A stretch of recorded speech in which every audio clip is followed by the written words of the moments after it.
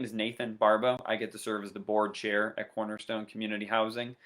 Hard to believe, but for me, I've been involved for over 5 years. And I was looking for somewhere to get involved. When I came out to Baltimore, I moved here for work a number of years ago, and I participated in the resolution run. And I had some friends that took me over to Cornerstone over at Earl's Place for a house tour and get to know some of the guys. I think there was a cookout going on. And after that, I started volunteering. And one thing kept leading to another, leading to another. And the more I learned, the more interested I was, the more passionate I was about the mission. And when you meet Sheila, the executive director, when you meet any of the men whose lives we're able to help support or that are currently living there and are working to rebuild their lives, it's one of those organizations that really gets a hold of you and you want to find different ways to help and support. And that might mean different things for different people. For me, when I first started getting involved, I was more than broke. I was in debt, student loans, and I couldn't give money, but I was able to give my time. And I was able to give my talents, and I help tutor people, and I help get them ready for the GRE so they can get ready for job preparedness. I was also able to volunteer and do things around the house or help with IT support, which clearly didn't help me today, but I was able to help out a couple guys early on. And then we also did interviewing skills and professional development. So those are some of the really rewarding things I was able to do early on before officially joining. That was just as a volunteer, and we have many volunteers that help support. Some of them help on a philanthropic basis, and they are able to work with our donor database, and they help us reach out on an ongoing basis to make sure we have those good communication touch points.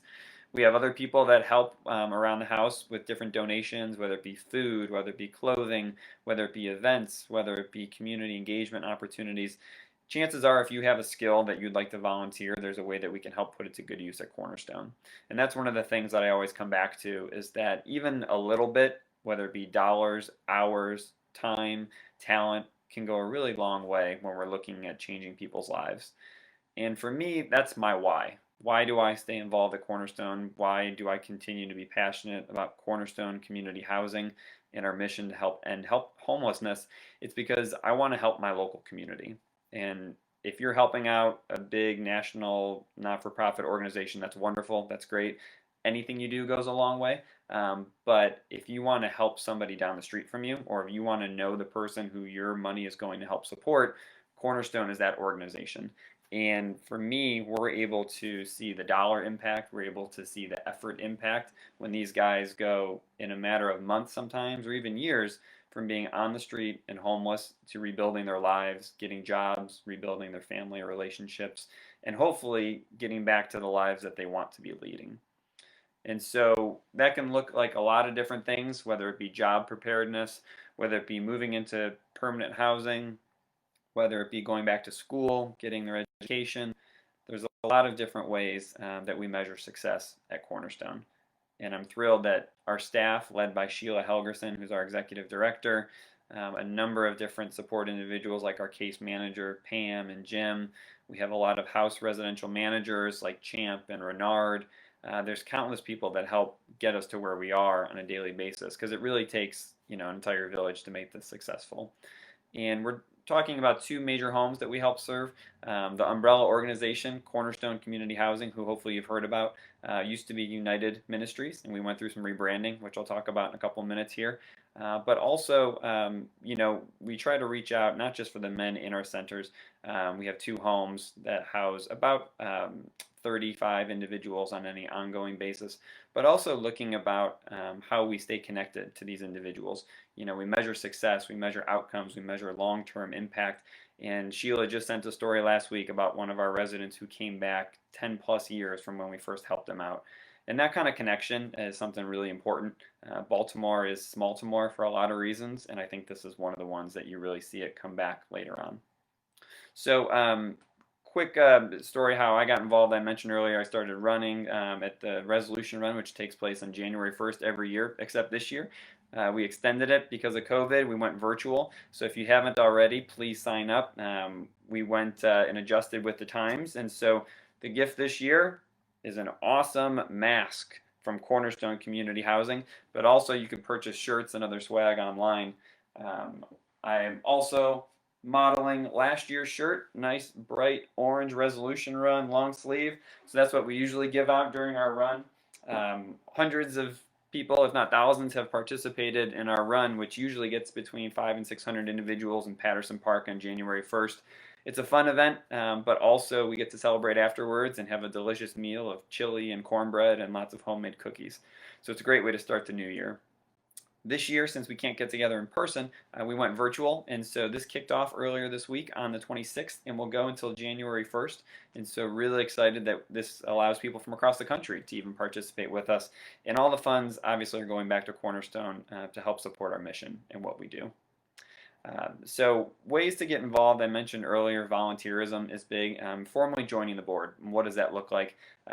If you haven't been involved with the board, I can tell you this is one of the most meaningful and impactful things that I've gotten to do in my life. I'm not from Baltimore originally. I grew up in Ohio, and I think there's probably a couple folks in my family in Ohio and elsewhere that are watching, so thank you guys for joining. I really appreciate it. I've brought my family into the mix quite a bit with Cornerstone, whether it be for events or dollars or support. They're always there, and I appreciate that. So being a board member, I didn't know the first thing, honestly, when I came on board, but luckily, there's help. Board member, what every board member needs to know, do, and avoid. This how-to book, how to be a board member. Sheila gave this to each of us board members a couple years ago, which is a huge beneficial resource. Aside from that, we get ongoing education through Maryland Nonprofits, which is a wonderful professional group that helps guide us for things like strategic planning. How do we procure different services like accounting help or marketing or rebranding? How do we know what's coming from the government and different legislation so we can stay on top of what's coming down so we can be effective moving forward? All these things might not come natural, or you might not be coming from prior board experience, and that's okay. The most important things are being passionate about what we do and deciding that you want to help, and how you choose to invest your time is really important with us. So formal board duties, we're here to help support Sheila as the executive director and support the mission of the organization. And we do that in many ways. We do fundraising, obviously. We have to be able to support salaries, building utilities, support services for our men. We also try to friend raise, I would say, and try to get other volunteers to join. We try to get other board members to join. Recruitment is really important for us. Right now we have 8 active board members, and our goal is to be somewhere around that 7 to 11 range. We don't want to be too big, but we also want to make sure that we've got sufficient support so that we can make light all the work with many hands. And so Marina, who you met earlier, and who is our amazing IT help support, also is doing marketing and really leading us on social media. That's a huge piece for us. We started really rebuilding this when we did our rebranding over the last 2 years. We moved to Cornerstone Community Housing from United Ministries, as we really wanted to focus for our next 20 years, since we're a 20-plus year organization, on the cornerstone of what we do, and that's providing housing to individuals. So Marina's done a wonderful job getting us on things like Facebook Live, no matter how much we bumble and fumble through it like this at the beginning. She helps support us on an upcoming blog that we're going to be rolling out. Our Twitter and LinkedIn pages are very active, and as you can see, there's a number of different swag items there in the comments. So Marina, thank you for putting those in there. A number of our other board members come from various industries. We've had everyone from hospitality to education and teaching to accounting, also looking at any skills in any areas, whether it be human resources or healthcare, or something that maybe we don't have right now but can open up a lot of doors for us. Basically, any background, I'm sure there's a way that we can get you involved at Cornerstone, and Sheila or myself would be happy to talk with you about ways that we can do that. So some of the things that we're doing, I want to talk about what's going on. You know, what are we doing here? It's COVID. Doesn't everything stop in 2020? And the short answer is no, definitely not. There's a lot going on. And a couple of things that the board has continued to progress, especially in 2020, one of them is our strategic planning. And every 3 years, we come up with a new strategic plan for Cornerstone Community Housing. And this incorporates what we're doing at Earl's Place, which is our our housing organization in our home in Baltimore City. So this offers transitional housing for up to 18 men at a time. And then also we look at Prospect Place, which is a permanent housing organization in Baltimore County, just off of 695 Rosedale area. And so those two homes make up Cornerstone. And so we do strategic planning to look at the next 3 to 5 years in front of us and what do we want to be at the end of that roadmap. And so we look at big things like physical plant and look at our facilities.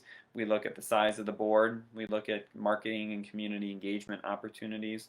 We look at our programming and what types of services we offer to the men. We look at big exciting things. For instance, what if we wanted to open up a barber shop, or what if we wanted to open up a coffee shop and work on a job progression and professional development opportunity. So this is our time to really start with a wide funnel and eventually work it down to get into manageable and attainable goals. So 2020 was an exciting year. We were very, very fortunate to partner with the Deloitte organization for consulting help, and they have a wonderful volunteer program that they run for their associates called Step Up DC. And huge shout out to the Step Up team from Deloitte. They did all this work pro bono, and so we were able to be selected through an application process with them, and they decided to take us on as clients in 2020. And so what that encouraged us to do was really focus on our strategic plan, answer those tough questions that maybe we knew were there, or they helped us identify gaps that we didn't even know that we had. But we got to work with some top-notch people at Deloitte, and so that helped guide our strategic planning. So now, from March until November, so key COVID time was also key strategic planning time. We looked at this in a couple different buckets. You know, we looked at fundraising and where we get our support from, whether that be grants or whether that be private donors. Our GEM program, which I'll talk about in a couple minutes here, which stands for Giving Every Month, GEM. We also look at foundations or other governmental support that we're able to get. We wanted to focus on staffing and the core infrastructure and personnel about how we run our organization.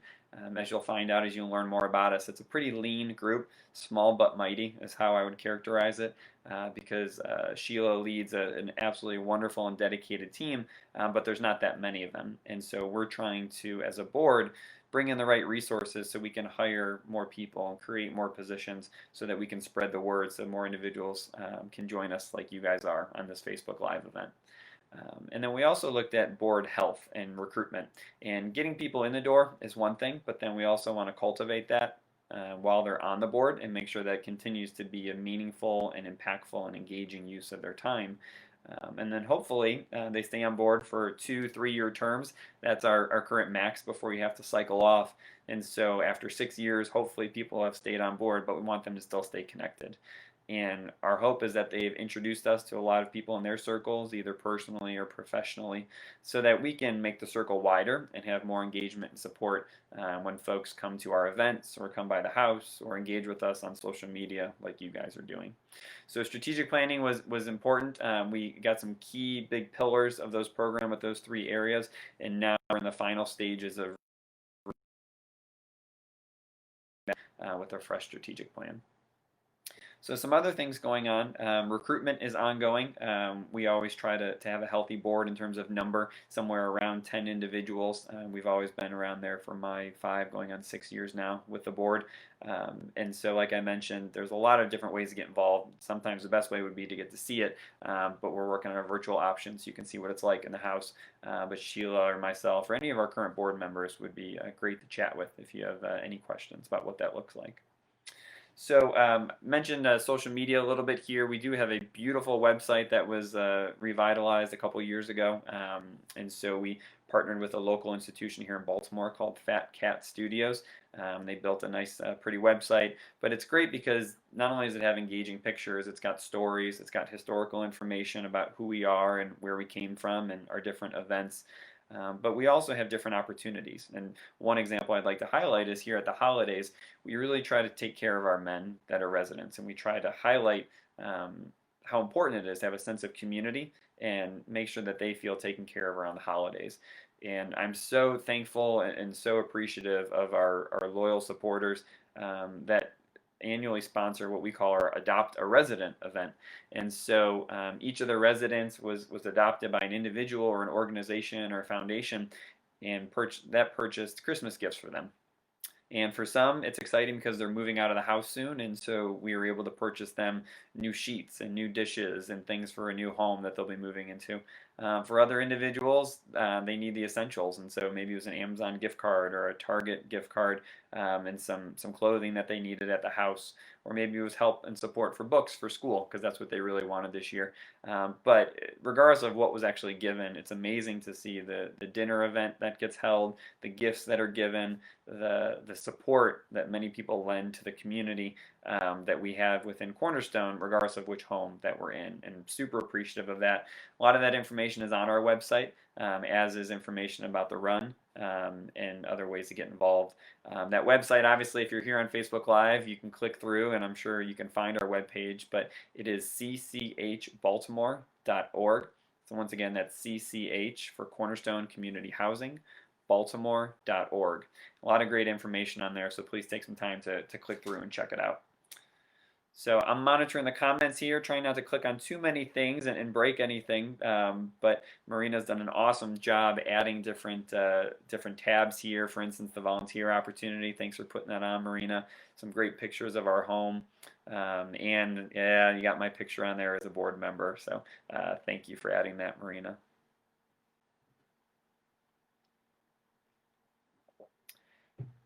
So one of the things I want to talk about here a little bit is what do we need as an organization? And 2020 has been extremely challenging for so many people because of COVID and a lot of other things going on with racial injustice, with the election, with financial challenges. But one of the silver linings is that a lot of people are reaching out to nonprofits like Cornerstone and other organizations and saying, how can I help? I want to do something, but I don't know where to start. So we can help make that really easy for you. First and foremost, your support in spreading the word, talking to other individuals, liking us on social media, on Facebook or Twitter, getting involved and being engaged with us is one of the most important things. Unfortunately, we're oftentimes the best kept secret. We do amazing work for transitional housing and permanent housing, but we're not one of the huge organizations. We're not one of the huge multi-million-dollar organizations here in Baltimore. So oftentimes we're not mentioned, and we want to change that. And so Marina's doing a wonderful job, as I mentioned, with our social media presence and our marketing opportunities. So the first and foremost thing you can do is tell other people about Cornerstone. That would be great. Visit our website. Some tangible things that you can do, investing in us with your time and your talents and your dollars are really ways that you can get involved. I mentioned time and talents for volunteer opportunities. If you have a professional skill, like maybe you're a lawyer and you can help us look at contract review. If you're in financial planning and you can help us look at different ways of bookkeeping, or maybe look at an investment portfolio. Or if you're in construction and facility management, we could use some help looking at our physical plant, looking at our homes, looking at our renovation projects, looking at our master facility planning, what we want to do to make sure that the residential space for the men is always top-notch and safe and comfortable. For our guys, it's absolutely huge. Many of them are coming from either directly on the streets or possibly from other shelters. And that is something that makes Cornerstone unique, is that we're a smaller place, and so they get personalized care, they get their own bedroom, they're sharing a bathroom with maybe one or two other people and not 30 or 40. And that's one of the things that I believe really drives our outcomes. Men can stay at Cornerstone Community Housing for up to 2 years in transitional housing. And that might sound like a long time, but when you consider some of the challenges that many of these men are facing to rebuild their lives, rebuild their financial lives, get their documents for licenses and Social Security or insurance or basic driver's license, it's amazing how fast that 2 years can go. And it's a good problem to have. If and when a man comes up early and he's able to find permanent housing or move out of Earl's Place for good reasons, and it's not 2 years, but oftentimes 2 years is enough time for someone to really get in good footing, so they don't slip back into some of those challenges that led them to where they were before. And so your support, one of the ways that you can give of your time and talents, helps those men, whether it be professional interviewing skills or maybe job placement or other opportunities that can help them succeed outside of the walls. I mentioned dollars, and obviously we're a not-for-profit organization, and fundraising and financial support is one of the most impactful ways that you can help us. And that can look a lot of different ways. I mentioned our GEM program earlier, and GEM stands for Giving Every Month, and that's our monthly contribution program. We have nearly 200 people that give to us on a monthly basis, which is incredibly appreciated. We wouldn't be where we are today without them. That steady stream of cash flow throughout the year really helps because we do have two major events that we hold every year which bring in a good amount of funds. We have a dinner historically in October, not this year. We went virtual, and then we have a New Year's Day run. But our GEMs allow us to sustain the funds and the revenue and expenses throughout the whole 12 months, even when we've got two major events backloaded at the end of the calendar year. So if you're interested in being a GEM, it's very, very easy on our website. We make it easy for you to support us financially. There's a button. You can obviously talk with Sheila. But one of the most important things I'd emphasize is that the dollar amount isn't as important as the fact that we can engage you and you can start learning more about us. I think the more you find out, you're going to want to give more, because the more you give, the more I think you'll see it pay off. And we also do a really great job. Obviously, I'm biased, but we do a great job of staying connected with our donors. Sheila, other board members, myself, we like to call our GEMs. We like to call our new donors. We like to talk to individuals and thank them. This is not one of those organizations where you're going to send a check off once a year and you're going to get the standard reply and a an impersonal thank you note. Oftentimes we like to write personal thank yous or call or extend our appreciation in person. And that's the kind of organization that Cornerstone is. And I think that's why we've had so many people stay with us for more than 20 years since we've been in existence. Thank you, Marina. Ways to give. There's that button in the comments section on the feed on the side there. So giving every month is super important. Most banks and online things make it easy to set it up on a recurring donation, and you don't even have to think about it.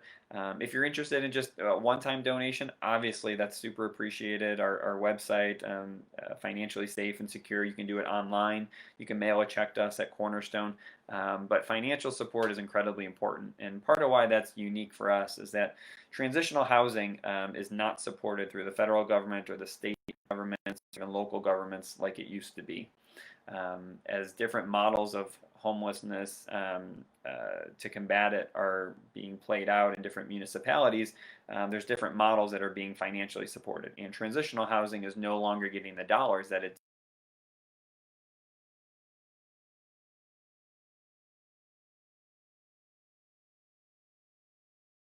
and outcomes and positive testimonials to prove it. We don't get as much federal support and state and local city support as we used to, which means we are increasingly more reliant on generous individuals like you, private foundations, other grants and opportunities that we're able to get through different organizations. And so that financial support is what sustains us. This is one of those organizations where every dollar matters, whether it's a $10 donation or a $10,000 donation. Each one of those is noticed and appreciated by Sheila and the rest of the board. At our board meetings, we talk about that and new financial sources, who we can thank and who we can engage, not just to get more money, also we can bring them into the family for volunteerism and ongoing community engagement events. So obviously time, talent are important, dollars, and also just thinking about us with your positive thoughts and sending well wishes from afar. Sometimes that might be a donation of something tangible. Maybe it's a once a year food donation. We're super appreciative that somebody brings us a Thanksgiving meal. Thanksgiving morning, someone stops at Whole Foods and brings us food. There's no shortage of different churches and Ravens Roost and other organizations that think about us throughout the year. And each one of those touch points is really important, and we appreciate it. It helps make it a rewarding and meaningful experience for the men so that they have what they need in the home. But it also for us volunteers and board members, it really helps let us know that even in a big community for an issue that's so challenging as homelessness, there is a core group of people that really truly care about us, even when we don't know about it or see them. So thank you for that. A couple other things I want to mention here in closing, coming up on my live 30 minutes after probably 28 minutes of IT stumbling and bumbling, so thanks for sticking with us here. You can obviously follow us on social media. I mentioned Marina does an awesome job on Facebook, on Twitter, on LinkedIn, on Instagram. Our website is really nice in terms of our historical information. I encourage you to check that out. But you know, I think part of the magic and part of what makes it special at Earl's Place is getting to see the men and reading about us and testimonials and how we've impacted lives. And that's one of the things that keeps me engaged. You know, every time I hear about somebody who rebuilt their life and they're working through a new job, or they've been able to rebuild their family and now their children are in a better place. There's no shortage of those positive testimonials. Every Friday afternoon, Sheila sends us an update to the board and always, you know, includes some positive thoughts and some great things that happened over the past week and how our work helped in even a small way make that happen as board members. And that doesn't mean there's not challenges. Unfortunately, we're working in homelessness, and a lot of our men are coming through or in long-term drug and alcohol addiction and recovery. So unfortunately, we're not immune from those things. But I think it's our duty as citizens, as individuals in society, to know that that exists, and we can't turn a blind eye. We got to find ways to improve that. And Cornerstone is one of those ways that you can see and be facilitated in ways that you can help change that. Because I think, as I mentioned, in 2020, we're all looking for ways that we can help and improve lives around us. So last thing I'll say in closing is that 2020 has been an incredibly challenging year for everybody. I don't think anyone is immune from that, but I couldn't be more proud of the work that's going on at Cornerstone Community Housing. I've been a volunteer there for 5, going on 6 years as a board member and a couple other roles, but this has been our most challenging, but some of our most rewarding work comes in those most treacherous and challenging of times. And so a huge thank you to Sheila with her incredible dedication for 20 plus years leading the organization. She started as a volunteer herself, and she was painting a room, and definitely got a hold of Sheila, and she hasn't left. And we're incredibly appreciative of her and the work that our case managers do. So Pam Pryor, who's at Prospect Place, and Jim Carey, who's at Earl's Place, and also our house residential managers. So Champ, Renard, you know, Mark. We've got a number of different case managers that help run our day-to-day operations, and we couldn't be more appreciative of the work they do. And lastly, you know, our board and other volunteers that stay engaged throughout the year. This is not easy work. This is oftentimes on top of a 9 to 5 or our normal busy family lives or school lives, whatever we're doing. But every little bit of effort and volunteerism and dollars makes a huge impact. So I appreciate you sticking with us despite all the IT tech challenges here. Thank you for joining us today. In follow-up, if you could look for us on social media, that would be great. Sign up for the run. We are right in the window now, or feel free, if you're watching this later on, you can do your own virtual run and send us a donation. We'll get you registered virtually. And I hope you have a wonderful holiday season. Thank you for your interest in Cornerstone Community Housing. I can assure you, the more you get to know, the more you're going to like. So thank you very much. If you have any additional comments, I'd be happy to chat with you personally. You can get in touch through our website, through Sheila, or reach out to me on Facebook here. I'm doing the live event today. My name is Nathan Barbo. I'm the board chair and love to talk with you more. Thank you much. Have a great day.